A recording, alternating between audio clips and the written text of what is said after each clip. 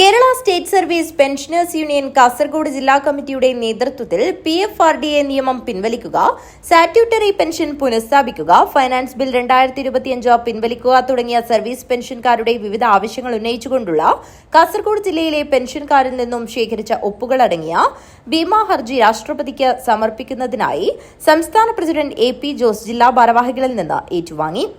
ജില്ലാ പെൻഷൻ ഭവനിൽ നടന്ന പരിപാടിയിൽ ജില്ലാ പ്രസിഡന്റ് ജയറാം പ്രകാശ് അധ്യക്ഷത വഹിച്ചു. സംസ്ഥാന പ്രസിഡന്റ് AP ജോസ് ഉദ്ഘാടനം ചെയ്തു. പങ്കാളിത്ത പെൻഷനെതിരെ പോരാടിക്കൊണ്ടിരിക്കുകയാണ്.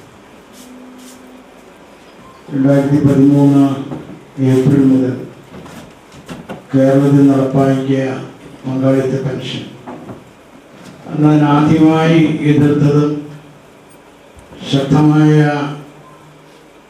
പ്രതിഷേധ പ്രവർത്തനങ്ങൾ നടത്തിയ ഒരു പ്രസ്ഥാനമാണ് KSSB.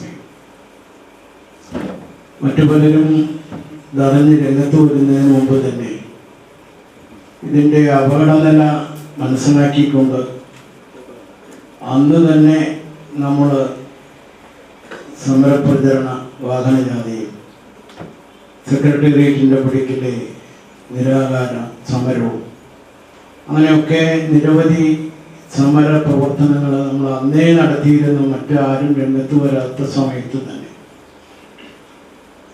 പക്ഷേ ഇപ്പോൾ സ്ഥിതി കൂടുതൽ ഗുരുതരാവസ്ഥയിലേക്ക് നീങ്ങുകയാണ്.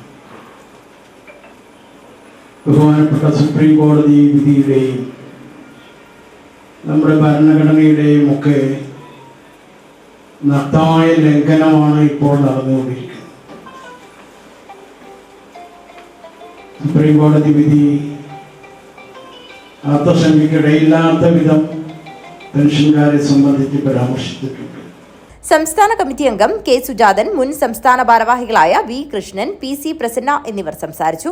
ജില്ലാ സെക്രട്ടറി KV. ഗോവിന്ദൻ സ്വാഗതവും ജില്ലാ ട്രഷറർ S. ഗോപാലകൃഷ്ണൻ നന്ദിയും പറഞ്ഞു. News bureau, Kanhangad.